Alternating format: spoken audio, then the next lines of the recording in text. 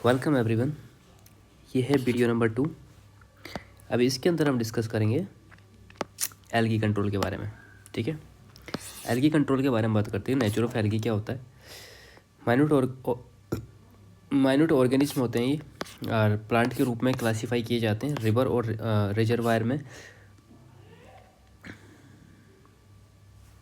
Pencil में कुछ तो दिक्कत होती है यार।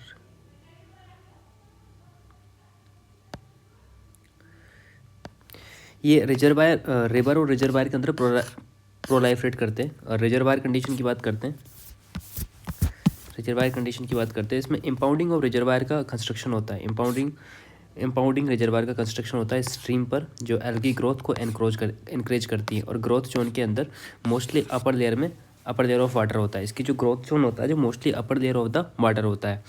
उसके बाद करते हैं वाटर केमिस्ट्री इफेक्ट की बात करते हैं। फेयरली एल्कलाइन वाटर होता है जिसमें नाइट्राइट और फॉस्फेट ज़्यादा होता है। क्या क्या? नाइट्राइट और फॉस्फेट ज़्यादा होता है। एल्गी ग्रोथ प्रमोट होती हैं। रिमूवल डिफ़िकल्टी की बात करते हैं तो एल्गी फ्लोट करते हैं और सेटलिंग वेशन से इजीली रिमूव नहीं होते हैं। बेस्ट कंट्रोल मेथड होता है इनका प्री क्लोरिनेशन। बेसिन में पहुंचने से पहले डोज 1 मिलीग्राम दे देते हैं। अब बात करते हैं हैवी एल्गी कंडीशन में। जब ऑर्गेनिज्म ज़्यादा हो और कॉपर सल्फेट की डोज 2 मिलीग्राम पर लीटर हो तो ये क्लोरीन 3 से 5 मिलीग्राम यूज किया जाता है। या तो क्या होता है कि जब हैवी एल्गी कंडीशन होती है ना, तो उसमें जब ऑर्गेनिज्म ज़्यादा हो और कॉपर सल्फेट की जो होता है वो डोज 2 मिलीग्राम पर लीटर हो, या फिर क्लोरीन की 3 से 5 मिलीग्राम हो जो लीटर हो, उससे यूज़ किया जाता है। जो ज़्यादा होती है ना उसमें से, इन दोनों में से वही यूज़ किया जाता है। जब ऑर्गेनिज्म ज़्यादा होता है तो इनमें से किसी को भी यूज़ किया जाता है। अब बात करते हैं पोस्ट ट्रीटमेंट रिक्वायरमेंट के बारे में। तो हाई डोज के बाद में क्लोरीन रिमूव करना बहुत ज़रूरी होता है before use of the water. Mechanical remover की बात करते हैं तो स्ट्रेनर्स वाइडली यूज होते हैं।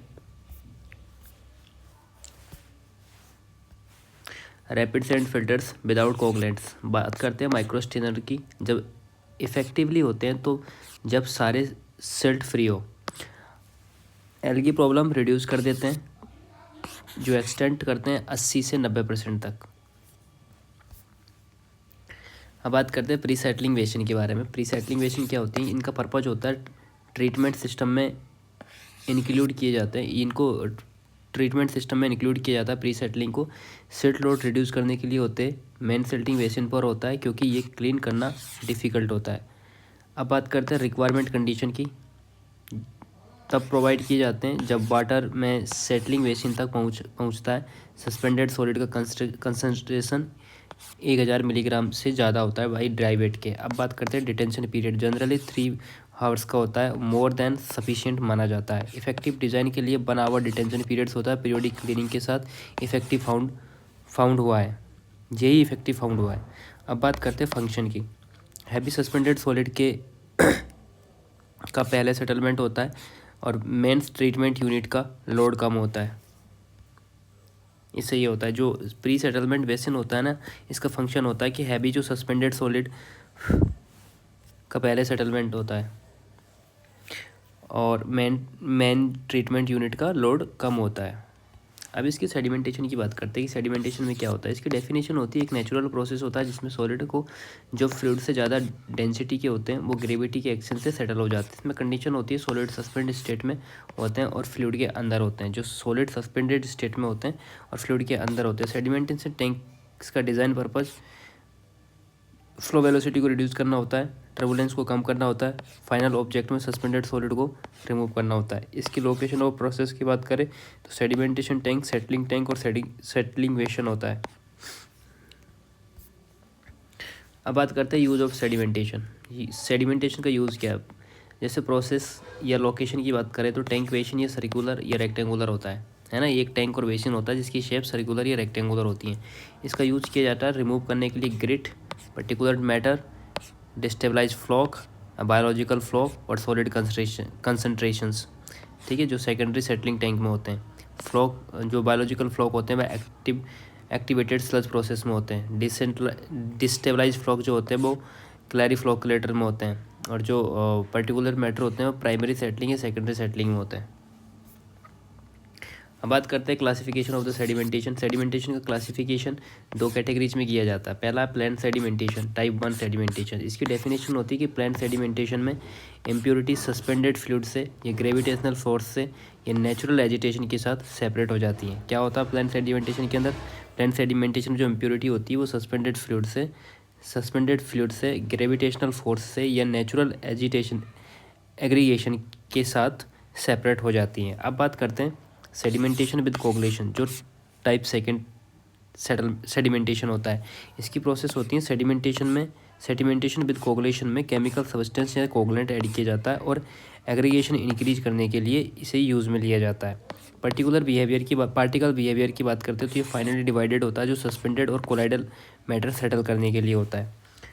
पार्टिकल बिहेवियर क्या होता है? ये फाइनली डिवाइडेड होते हैं, जो सस्पेंडेड और कोलाइडल मैटर सेटल करने के लिए होते हैं। अब बात करते हैं फर्दर क्लासिफिकेशन की। सस्पेंडेड मैटर के कंसंट्रेशन और पार्टिकल कैरेक्टरिस्टिक के बेसिस पे इसमें चार टाइप्स में इसको डिवाइड किया गया है। किसको? सेडिमेंटेशन विद कोगुलेशन को। पहला आता है फर्स्ट टाइप। इसमें पार्टिकल का जो नेचर होता है ये लिटिल या नो टेंडेंसी टू फ्लोक होता है। बिहेवियर जो होता है ये डिस्क्रीट पार्टिकल होता है, इंडिविजुअल सेटल करते हैं और नेबरिंग पार्टिकल के साथ नो सिग्निफिकेंट इंटरेक्शन होता है। इसके एग्जाम्पल की बात करें, इनऑर्गेनिक सैंड पार्टिकल्स होते हैं। अब आता है टाइप सेकंड टाइप के। इसमें सस्पेंशन होता है, डाइल्यूट सस्पेंशन होता है, जो टाइप सेकंड के होते हैं।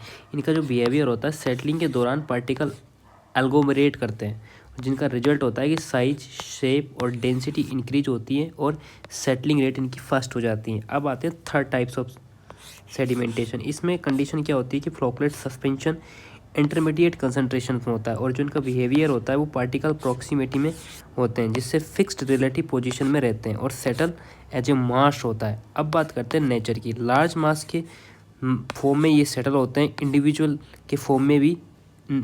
फॉर्म में नहीं होते हैं। अब बात करते हैं फोर्थ टाइप की बात क्या करते हैं? कंडीशन जो होती है वेरी हाई कंसंट्रेशन होती है और जो उनका बिहेवियर होता है ये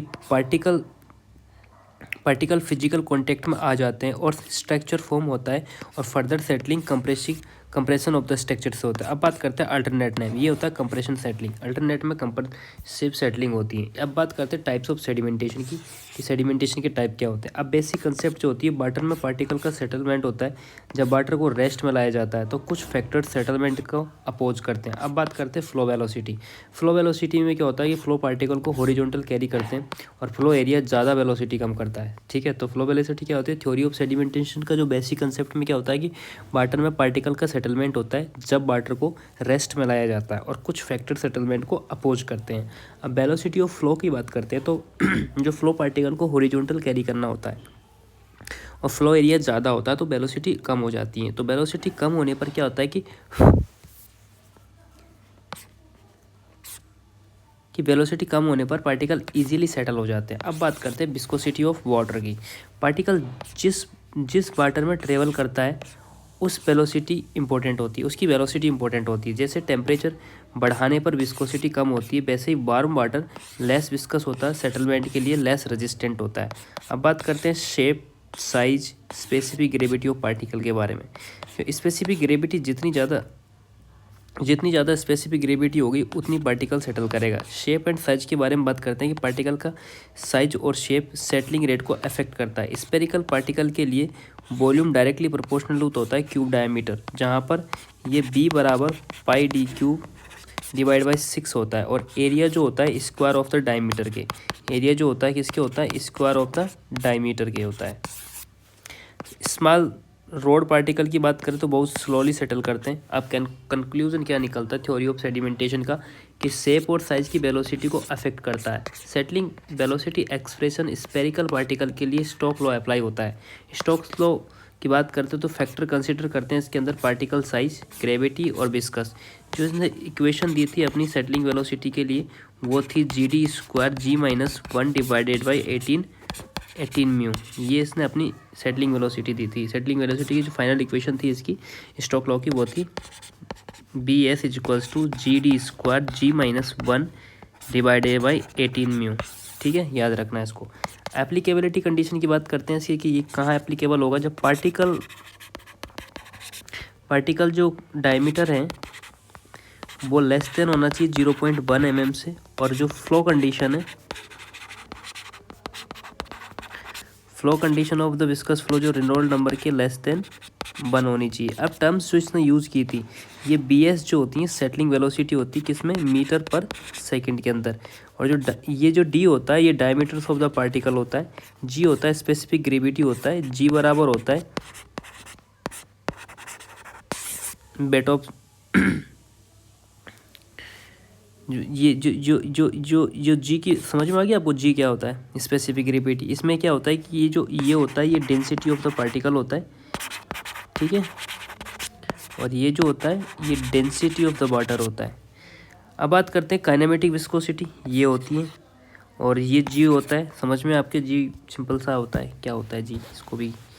अब बात करते हैं derivations of the Stokes law के बारे में, तो कैसे डेरिवेशन इसका ड्राइव करना है उस चीज़ के बारे में। तो इसका जो बेसिक कंसेप्ट है क्या है गाइस, इसका बेसिक कंसेप्ट सॉलिड पार्टिकल को जब वाटर में सेटल कराते हैं तो डाउनवर्ड मोशन होता है, और सेटलमेंट को अपोज करते हैं तो ड्रैग फोर्स बाय वाटर होता है। इनिशियल स्टेज में पार्टिकल एक्सेलरेट करता है। अब बात करते हैं टर्मिनल सेटलिंग वेलोसिटी, ये क्या होती है, एक स्टेज आती है जब drag force effective weight equal हो जाता है, और उसके बाद पार्टिकल कांस्टेंट वेलोसिटी से गिरता है। इस वेलोसिटी को सेटलिंग वेलोसिटी भी कहा जाता है। अब बात आता है drag force by the fluid. Newton's law के अकॉर्डिंग ड्रैग फोर्स जो होता है न्यूटन वो क्या होता है, CD A ρW BS² divide by 2, ये ड्रैग फोर्स होता है ना।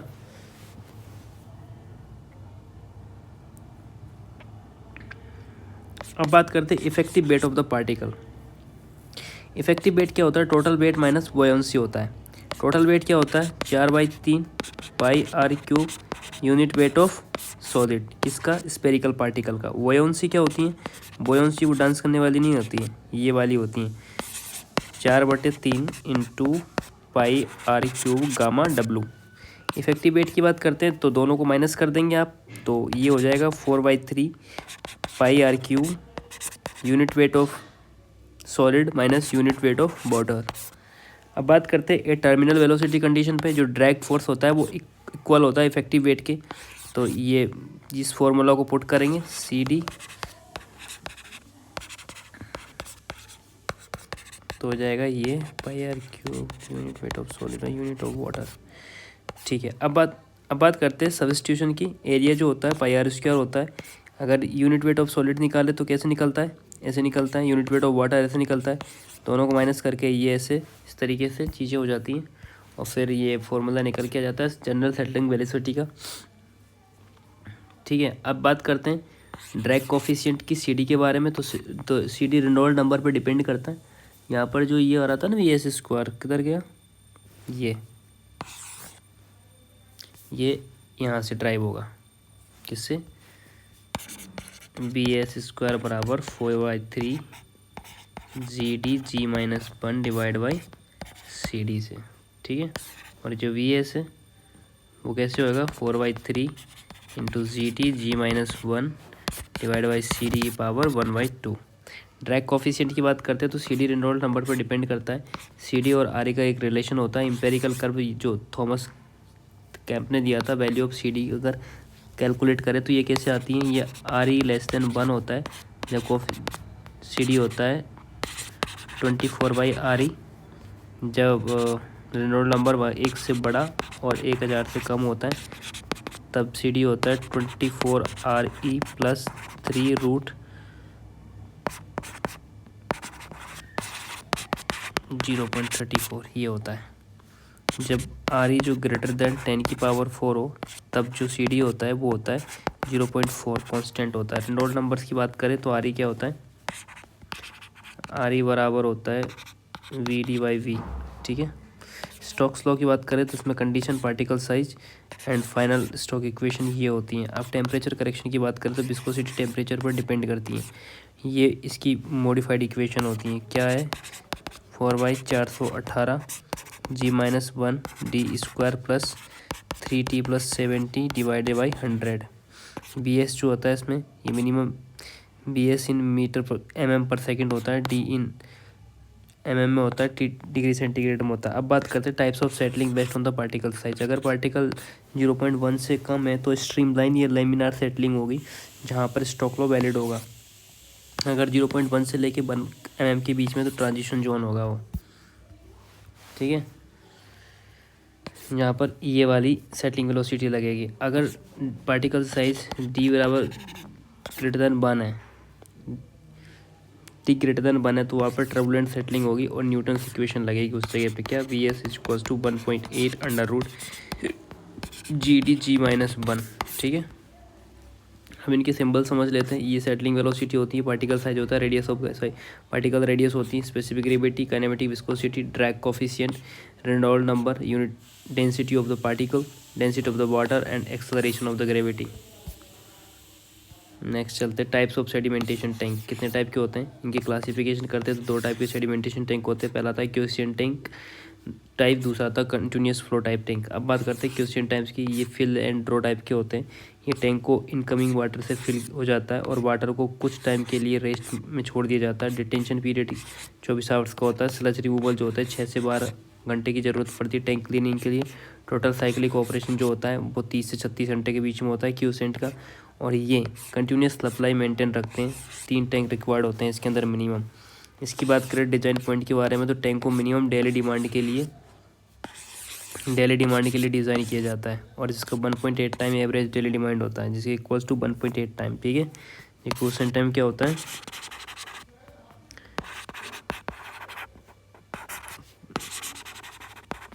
क्वोशेंट्स, जिसका पीरियड कितना होता है 24 आवर्स का। क्लीनिंग कितना होता है,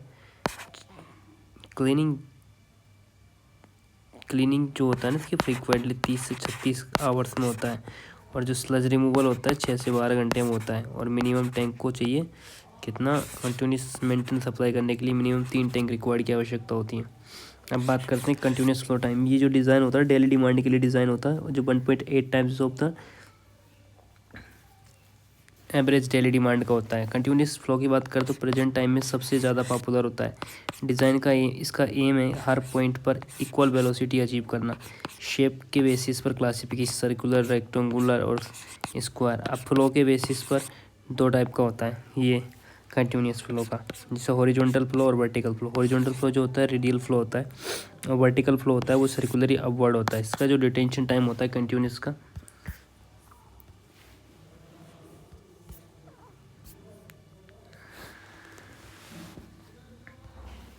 हम बात करते हैं मीनिंग। ये थ्योरेटिकल टाइम, जितना टाइम वाटर को सेटलिंग बेसिन में डिटेन रहता है। ठीक है, जो इसका थ्योरेटिकल टाइम जो होता है ना, वो जितना टाइम वाटर सेटलिंग बेसिन में डिटेन रहता है। अब बात करते हैं इसके एक्सप्रेशन की, तो इसका टी डी होता है B/Q। ठीक है, इंटरप्रिटेशन वो टाइम होता है जितना बिना आउटफ्लो के टैंक कम्प्लीटली फिल हो जाए। डिटेंशन टाइम, रेक्टेंगुलर टैंक के लिए बात करते हैं तो वॉल्यूम ऑफ टैंक जो होता है वो होता है विड्थ लेंथ इनटू हाइट। और डिटेंशन टाइम जो होता है इसका वो होता है D/Q, volume upon discharge. Detention time for circular tank के लिए जो होता है वो होता है detention time equals to D square 0.011D plus 0.785 H/Q। क्या होता है, ये होता है इसका LD is equals to D square 0.011D plus 0.785 H/Q, ये होता है। ठीक है,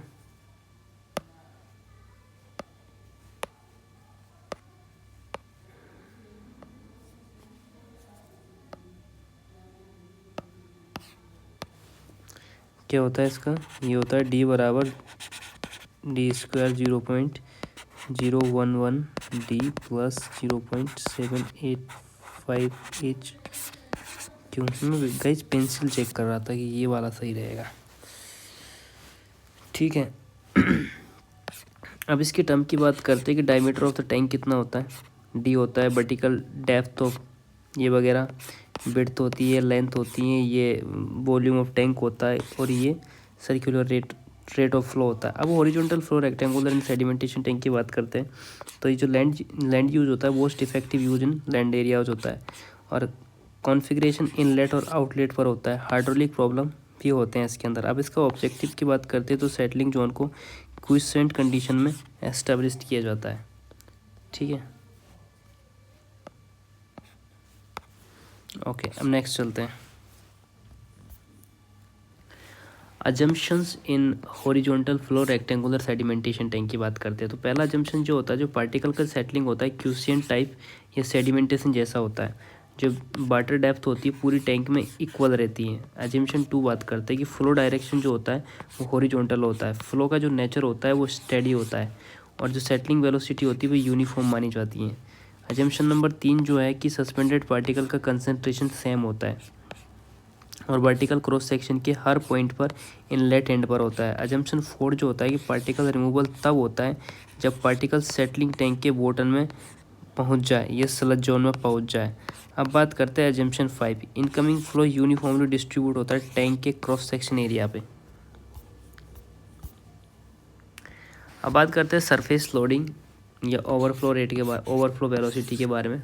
तो इसकी गिवन कंडीशंस क्या होती हैं कि rectangular sedimentation tank sediment uniformly distribute होता है, जो यूनिफॉर्मली फ्लो वेलोसिटी या डिस्चार्ज एंटरिंग बेसिन क्यू होता है। ठीक है, गिवन कंडीशन क्या होती है कि रेक्टेंगुलर सेडिमेंटेशन टैंक होना चाहिए, है ना, सेडिमेंट जो है कि यूनिफॉर्मली डिस्ट्रीब्यूट होना चाहिए, और फ्लो जो है वो भी यूनिफॉर्म होना चाहिए, और डिस्चार्ज होना चाहिए बेसिन के अंदर एंटर। अब फ्लो वेलोसिटी की बात करते हैं, तो इसका जो ये होती है फ्लो वेलोसिटी क्या होती है, Q upon width into height discharge upon. अब यहाँ पे जो बी जो है विड्थ ऑफ बेसिन है, depth of water in tank है। अब बात करते हैं पार्टिकल मोशन की। हॉरिजॉन्टल वेलोसिटी जो होती है इसकी बी एफ होती है, डाउनवर्ड वेलोसिटी होती है जो बी एस होती हैं, और जो रिजल्टेंट पाथ होता है वेक्टर का वो होते हैं B F and B S, horizontal flow velocity और वर्टिकल डाउनवर्ड वेलोसिटी। अब इसकी ज्योमेट्री कंडीशन समझते हैं। तो जो टैंक की लेंथ होती है वो एल होती है, डेप्थ होती है वो एच होती हैं। अब ज्योमेट्री के हिसाब से B F upon B S बराबर एल बाई एच होता है। ठीक है, सेटलिंग वेलोसिटी का रिलेशन समझे इसके अंदर, तो क्या होता है, ये होता है V S is equals to B F into H divide by L. ठीक है, अब ये जो बी एफ की वैल्यूज़ के अंदर पुट करने पर क्या आ जाता है, B S is equals to Q Y V H into H Y L. B S बराबर होता है Q upon B into L. Important conclusion की बात करते हैं, तो particle with settling zone greater than the discharge होता है, विल सेटल डाउन एंड भी रिमूव्ड होता है। No particle having settling velocity होती है greater than equal to B by Q upon B L होती हैं, जो बिल सस्पेंडेड होती हैं, bill remain suspended. Particle removal cases जो होते हैं, सब पार्टिकल्स होते हैं हैविंग वेलोसिटी लेस देन होती है क्यू अपॉन बी एल, जो लेस देन होती है क्यू बाई वी एल। इसको आल्सो सेटल किया जाता है if they are enter into H I one. Condition की बात करते हैं सेटलिंग वेलोसिटी, वो होती है इसकी settling velocity greater than H one upon H into Q by B L होती हैं, ये सेटलिंग कंडीशंस होती है। अब रिमूवल एफिशिएंसी की बात करते हैं, लेट एन बराबर number of particle settle, N is total particle of the size. अब परसेंटेज रिमूवल की बात करते हैं, तो N S up by N हो जाता है। यूनिफॉर्म फंक्शन के लिए बात करें तो ये N S N is equals to H one by H हो जाता है। ठीक है, डिज़ाइन कंडीशन की बात करें तो 50% ऑफ पार्टिकल में removed and settling velocity required होती है इसकी कितनी, 75 divide by 100 into Q by B into L. ये क्या होती है, अगर डिज़ाइन कंडीशन 75% पार्टिकल रिमूव होता है तो सेटलिंग वेलोसिटी रिक्वायर्ड इतनी होती है। जो क्यू बाई वी एल है ये less than equals to 100 divide by 75 into settling velocity होती है। डेफिनेशन की बात करते हैं इसकी, तो क्या होता है कि क्यू बाई बी एल होता है, इसको क्या बोलते हैं, ओवरफ्लो रेट। ये सरफेस लोडिंग या क्रिटिकल सेटलिंग वेलोसिटी या ओवरफ्लो रेट होता है। पार्टिकल की जो वैल्यूज होती हैं वो हॉरिजॉन्टल प्लेन सेडिमेंटेशन के अंदर 500 से लेके 750 लीटर आवर्स मीटर क्यूब होता है। आफ्टर कैलकुलेशन की बात करें तो 1000 से लेके 1200 litre per hour meter square होती है। अब बात करते हैं इसकी डिजाइन इम्प्लीकेशन की, तो smaller particle settle if overflow rate is reduce and overflow rate reduce by increasing plan area of the basin. तो आप ध्यान रखना चाहिए कि theoretical depth of tank does not affect the sedimentation efficiency. अब efficiency of tank की बात करते हैं, तो एफिशिएंसी ऑफ टैंक में क्या होता है, एफिशिएंसी ऑफ सेडिमेंटेशन, इसका मतलब होता है इंडिकेट करता है कि overall percentage removal of the suspended matter at A given overflow rate. ठीक है, अब पार्टिकल साइज डिस्ट्रीब्यूशन की बात करते हैं कि पार्टिकल वाटर के अंदर डिफरेंट डिफरेंट साइज के होते हैं, इसलिए क्यूमुलेटिव फ्रीक्वेंसी डिस्ट्रीब्यूट कर यूज़ किया जाता है, जो ओवरऑल एफिशिएंसी को फाइंड करने के लिए होता है। अब इसकी डेफिनेशन बात करें, जो एक्स होता है यहाँ पर, ये फ्रैक्शन ऑफ द पार्टिकल होता है, having settling velocity less than the stated velocity. ये जो x1 होता है, ये x0 होता है, जो फ्रैक्शन ऑफ द पार्टिकल होता है, having settling velocity less than the overflow rate. ये 1 - x होता है, ये भी एक फ्रैक्शन ऑफ पार्टिकल होता है, इसकी वेलोसिटी इसकी ग्रेटर देन होती है ओवरफ्लो रेट। तो यहाँ 100% रिमूव हो जाते हैं। अब रिमूवल ऑफ पार्टिकल की बात करें, particle with the velocity greater than the overflow rate, तो कम्प्लीटली रिमूव हो जाती है 100%। इसमें क्या होता है, जो सेटलिंग वेलोसिटी होती है ये ओवरफ्लो रेट से ज़्यादा होती है। अब particle with the settling velocity less than the overflow rate, ये पार्शली रिमूव्ड होता है, वेट फ्रैक्शन रिमूव्ड होता है for particle with settling velocity less than overflow rate. तो इसमें क्या होता है कि ये dx होता है 1 - x0 capital v0 by v0।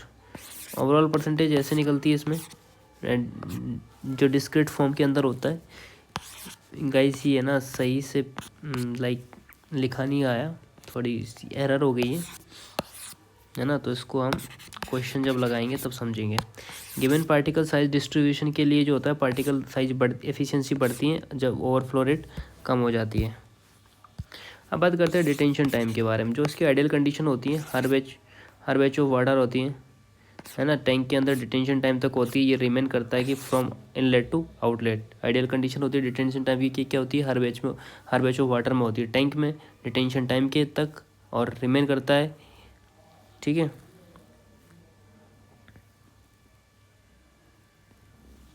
इसकी डेफिनेशन ये होती है, TD बराबर V/Q, ये वॉल्यूम ऑफ टैंक होता है, ये रेट ऑफ फ्लो होता है। रियलिटी में एक्चुअल टैंक में लोकल कंडीशन एग्जिस्ट नहीं करती है।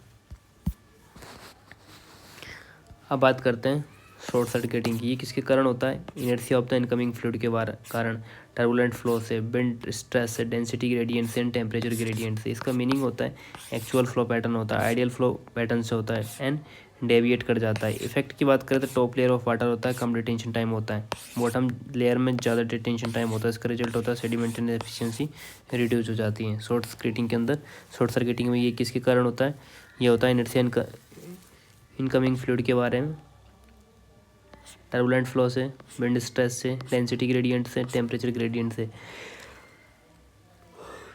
इनका जो मीनिंग होता है कि एक्चुअल फ्लो पैटर्न होता है वो आइडियल फ्लो पैटर्न से डेविएट कर जाता है। इफेक्ट होता है टॉप लेयर ऑफ वाटर में, कम डिटेंशन टाइम चाहिए होता है, बॉटम लेयर में ज़्यादा डिटेंशन होता है।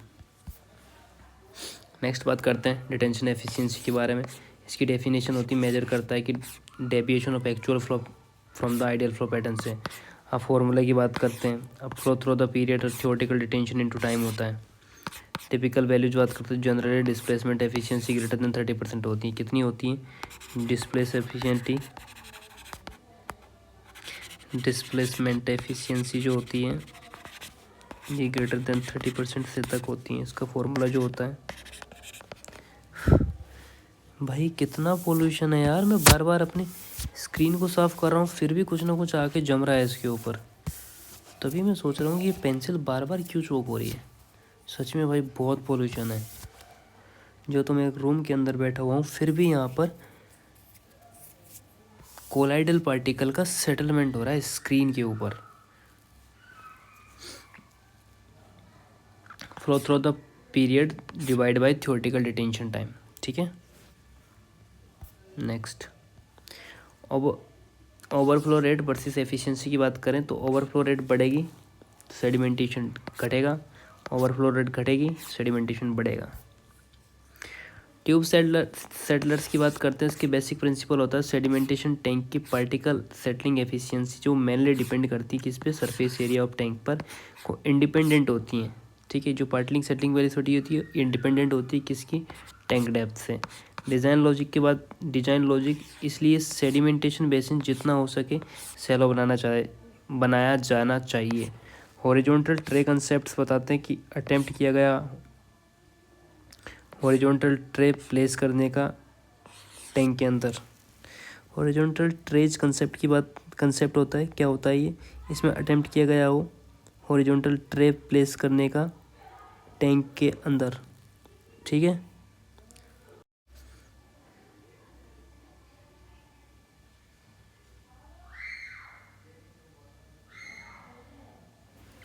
इसके पर्पज़ की बात करते हैं, टैंक हाइट को कंपार्टमेंट में डिवाइड करना, इफेक्टिव डेप्थ कम करना, मल्टीपल सरफेस एरिया प्रोवाइड करना और इंक्रीज सरफेस एरिया ज़्यादा करना।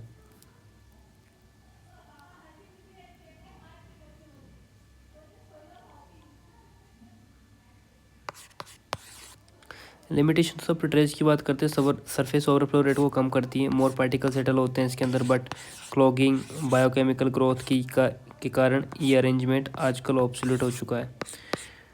ट्यूब स्लैटलर कंसेप्ट की बात करते हैं तो वेरी स्मॉल डायमीटर ट्यूब्स होते हैं, ये हाई बेटेड पैरामीटर से रिलेटेड टू द बेटेड एरिया होता है। इनकी जो फ्लो कंडीशंस होती हैं वो लेमिनर फ्लो कंडीशन होती है और लो सरफेस लोडिंग होती है। परफॉर्मेंस की बात करें तो गुड क्लैरिफिकेशन शो करते हैं ये लोग। ट्यूब सेटलर्स में कैरेक्टरिस्टिक्स ट्यूब सेटलिंग डिवाइस या उसको ट्यूब सेटलर्स बोला जाता है, जिसका detention time less than 10 minute होता है।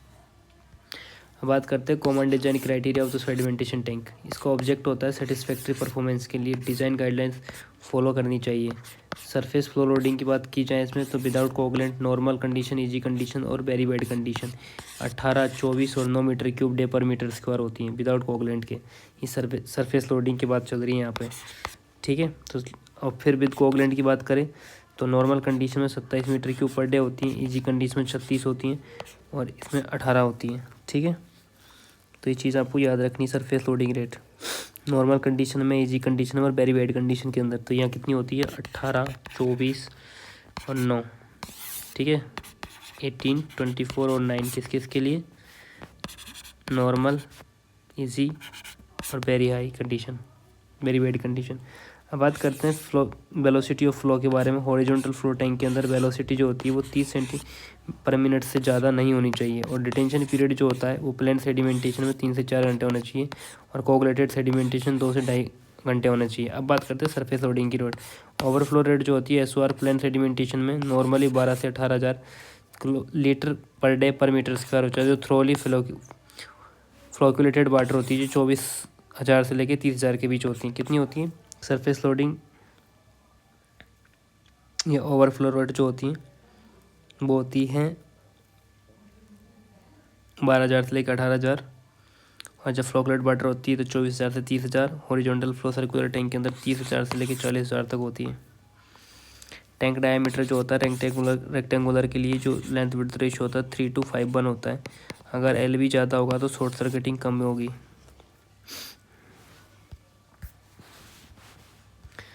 लेंथ की बात करें जनरल 30 मीटर होती हैं, एक्सट्रीम केस में 100 मीटर होती हैं। विड्थ जो होती है 6 मीटर से 10 मीटर होती है। सर्कुलर टैंक की बात करें तो डायमीटर लेस देन 60 मीटर होता है। कॉमन साइज जो होती है 20 से 40 मीटर होती हैं, ठीक है।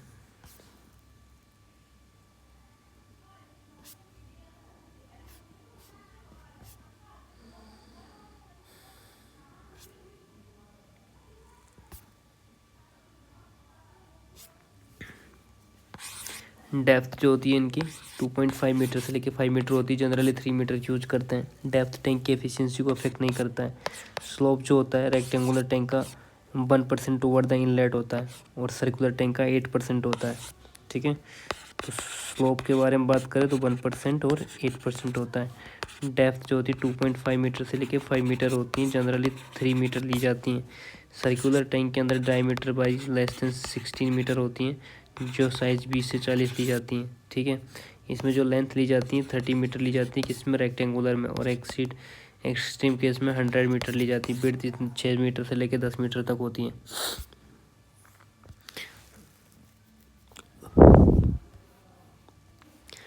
Sludge removal from the sedimentation tank की बात करते हैं। स्लज फॉर्मेशन होता है सस्पेंडेड मैटर रो वाटर के साथ टैंक के बॉटम से और सेटल हो जाते हैं।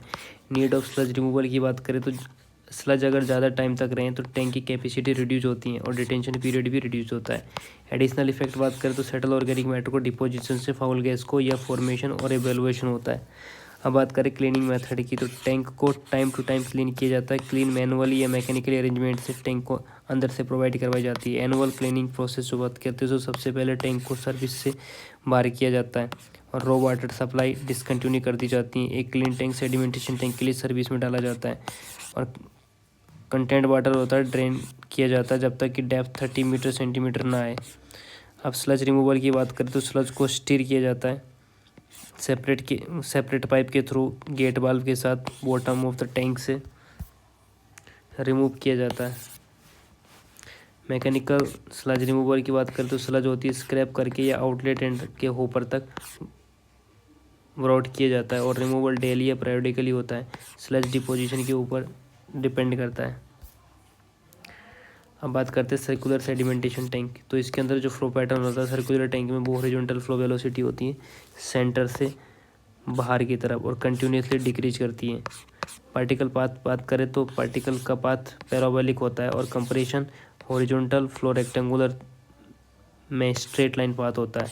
एप्लीकेबिलिटी की बात करें नोट में तो ये स्टेटमेंट सिर्फ डिस्क्रीट पार्टिकल सेटलिंग के लिए वैलिड है। वॉल्यूम ऑफ सर्कुलर टैंक की बात करें तो उसका जो फॉर्मूला होता है वो ये होता है, पहले पढ़ लिया हमने। डिटेंशन टाइम ये होता है, डिस्चार्ज ये होता है। ओवरफ्लो रेट की बात करें तो ये Q/πd²/4 होता है।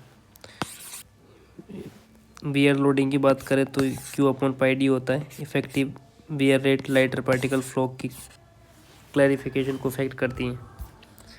नेक्स्ट इसकी डिज़ाइन वैल्यूज़ की बात करें तो नॉर्मल वियर की लोडिंग जो रेट होती हैं वो 30 मीटर क्यूब पर डे होती हैं और पूरी डिज़ाइन कंडीशन में weir loading 1500 meter cube day per meter तक जा सकती हैं। पार्टिकुलर बिहेवियर की बात करें तो डिस्क्रीट पार्टिकल सेटलिंग में पार्टिकल अपनी आइडेंटिटी सेफ साइज स्पेसिफिसिटी को मेंटेन रखता है जो जब वो सेटल हो रहा होता है।